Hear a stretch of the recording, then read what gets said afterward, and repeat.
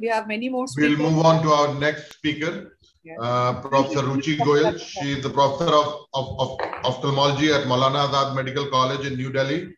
She is a highly skilled surgeon, and she has held numerous posts in Delhi Ophthalmic Society and All India Ophthalmic Society, and she has many publications to her credit. We would like to welcome Professor Ruchi Goyal, ma'am. Before I start my presentation, I just wanted to clarify one thing. When I said about coloboma, it was the lens coloboma and not the uveal coloboma. The lens coloboma, in the area of the coloboma, there is a deficient capsule as well.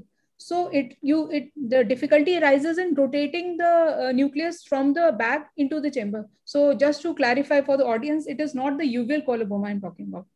So I'll just start my presentation now. Okay.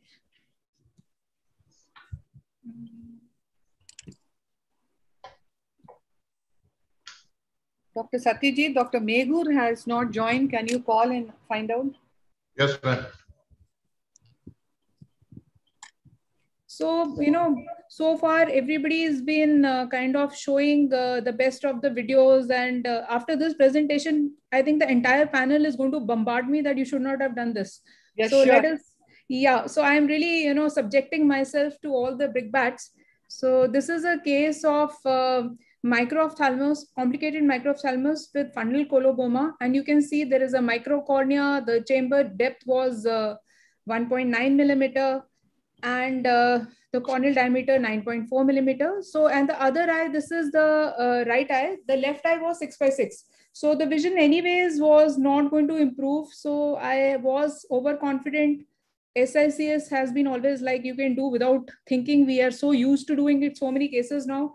So this was a tunnel dissection, and usual 2 millimeter tunnel, everything fine, a very well dissected tunnel. Everything is going on fine till now. But mind you, this is a hypermature, big nucleus. And I usually use the Blumenthal technique. And this is the NTA chamber maintainer. So the pupil, of course, was not dilating beyond this. The trypan blue staining was done. I started the rexes. The chamber, as I've already mentioned, extremely shallow. So instead of I usually use 2% methyl cellulose. But when you have a shallow chamber and you have difficulty, I like to use sodium hyaluronate.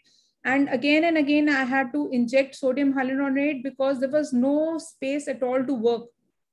So after I reached this stage, I again injected visco. And I used the Utratas forceps to complete my rexes. So far, so good. Reasonably sized rexes for a very large nucleus. So that is what we aim when we're doing an SICS. So this is completion of the tunnel. And I made a large 9 millimeter internal pocket because the nucleus was large in size. Now I started to, usually my one movement like this and the nucleus usually prolapses. Now just look at what is happening. The tunnel was well constructed, you saw it. So there was nothing wrong with the tunnel, but every time I'm trying to do anything, the iris is going to prolapse and the nucleus will not budge. So what is happening? There was such a disproportion between the nucleus size and the anterior segment. So I tried to rotate the nucleus, kept on rotating, nothing happened, nothing, it just would not budge. There was no place for it to come out. So started trying to debulk it, little bit.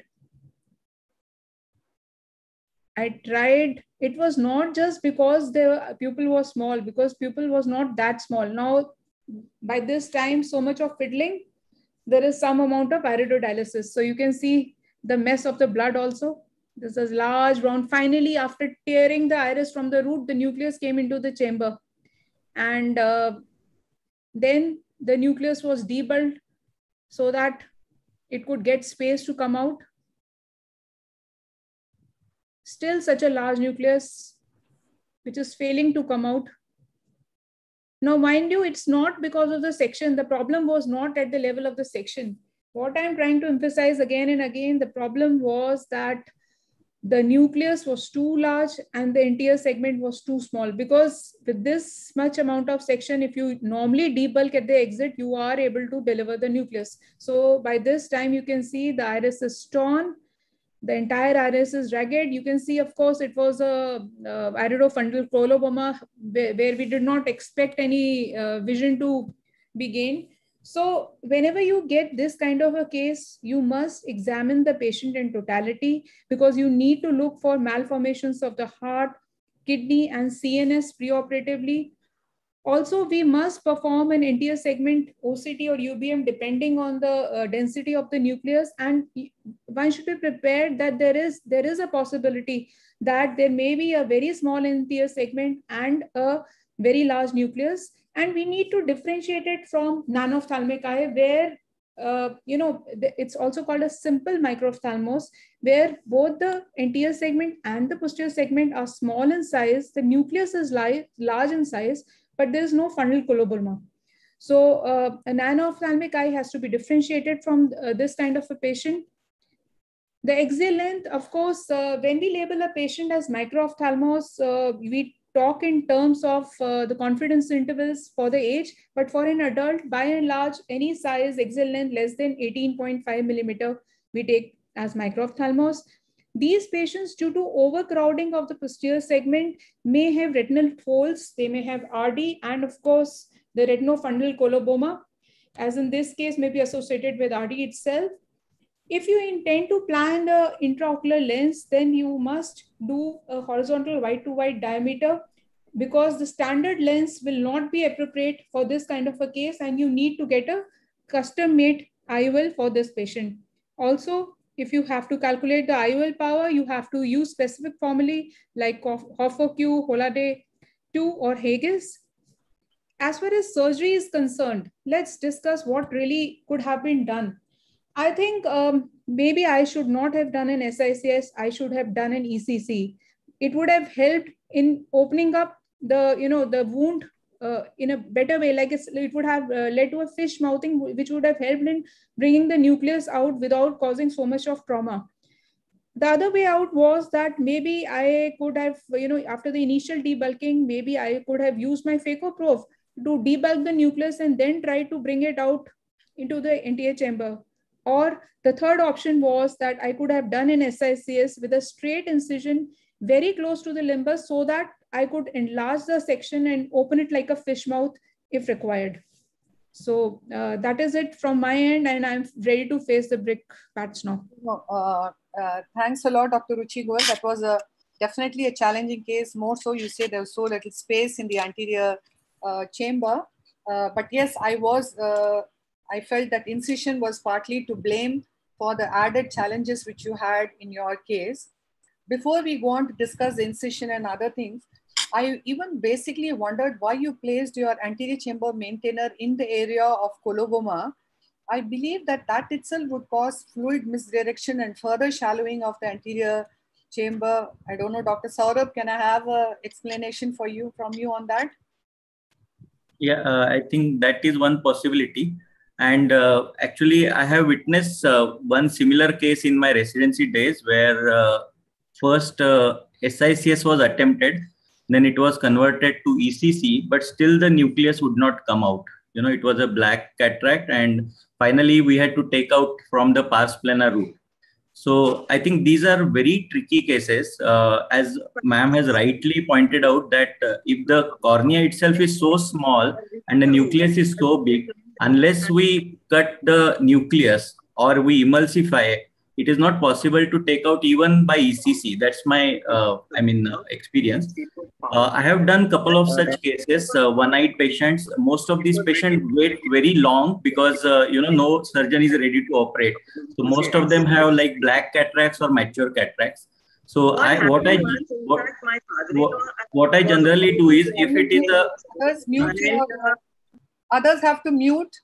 Yes, doctor. If after starting the surgery, if I feel that the grade of the cataract is such that I can emulsify it with the best viscoelastics, I do phacoemulsification. Otherwise, I go through pars plana route and then I do phacofrag with pars plana vitrectomy and put the oil.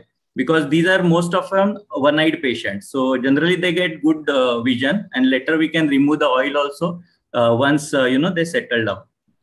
Could it have also been that had you used a sub-incisional hook and made it a larger distance for these patients? Ma'am, there is so much disproportion between the size of the nucleus and the entire corneal size. Even if you open up entire cornea, it will not come out. It will not. Exactly. This was, I was also, pointing out, and Ruchi, I think it was a very difficult case, very challenging, which eventually was managed quite well. But this is exactly what I was saying, that in these cases, you have the size of the nucleus doesn't change. The size of the cornea becomes smaller. And so I think, I'm not a very well-versed SICS surgeon. So I think that probably phaco in those people's hands who are more confident with it would be better. Also, I feel that maybe nylon hooks could have been used, or CCC would have been made a little larger, then maybe, it would have come out. Of course, about the incision, Chitra has already mentioned. And all these cases, they come to you very late. In fact, I would say that they should be done sooner rather than later, because the later it becomes, the harder they get to do. So my threshold for these cases is to do a cataract surgery earlier in these cases, then later.